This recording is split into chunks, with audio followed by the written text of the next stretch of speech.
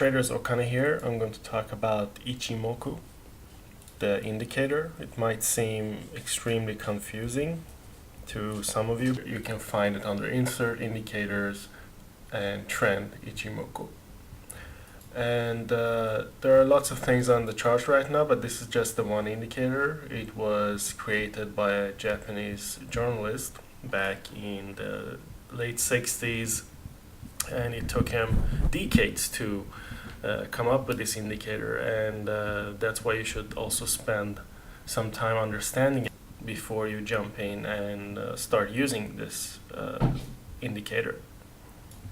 So as you may have noticed here right off the bat when we started this video, I had placed this line here, and that was because the Ichimoku kind of works like a magnet, and the price tends to come back to it. And the different parts, for example this part, if you hover your mouse around or above the different parts, you will see the names there. For example, this the cloud here is the Senkou Span, and for example the line here is the Ichimoku Span, which is based on the closing prices of the candles for the most recent candles, and it goes back about 26 candles. I think that's the standard period. You can see that, by the way, here for the span here for the different parts. We have the 926.52, which seems to be the standard period.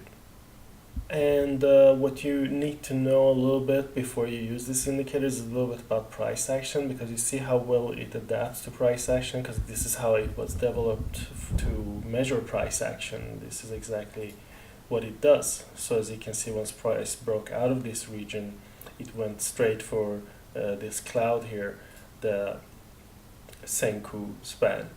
And if you look to the back, this is a region where used to be where price got support. And obviously you can use it on different time frames. For example, if you look at the 5-minute charts, the distance is larger, and we wouldn't have seen this retracement back to the clouds here. You see the cloud is much more further away. If you go to the 1-minute chart, you would have seen where it was potentially going to retrace to, so it would have told you about the potential target.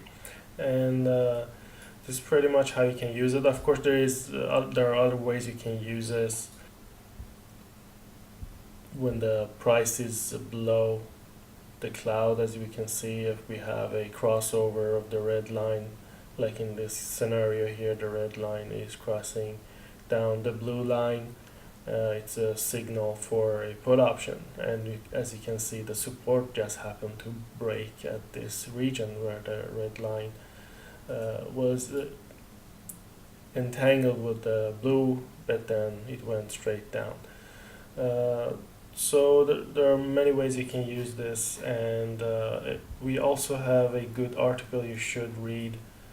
I'm gonna show you by one of our authors here at binarystatsite.com. He explained every part of the Ichimoku, and for example how signals are generated.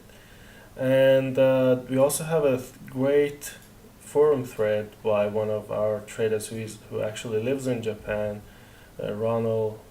He's a really great price action trader, and he actually learned this technique in a trading firm where they used Ichimoku. So he learned it from the Japanese themselves. So he had a great mentor, and he have in detail explained how to read and use the Ichimoku, and how you can see the different parts as potential targets for where the price might be attracted towards. And he also suggests that you go with the trend, as in this case we knew price was retracing to this resistance line, so would have been good for a short put option.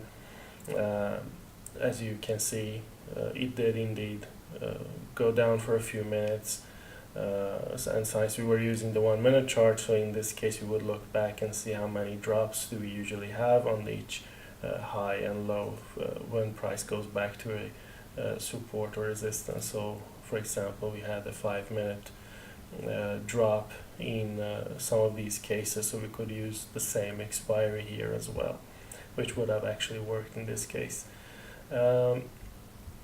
So I will put the links below, and you should go check them out to fully understand how to use this indicator. As I said, there are many parts and there are many things you have to understand first. It's easier if you understand some things about breakouts, price action, how to draw some trend lines, and it will actually help you draw better trend lines as well, as Ronald has explained in this forum. If you have any questions, feel free to ask in the forum here. So thanks for watching.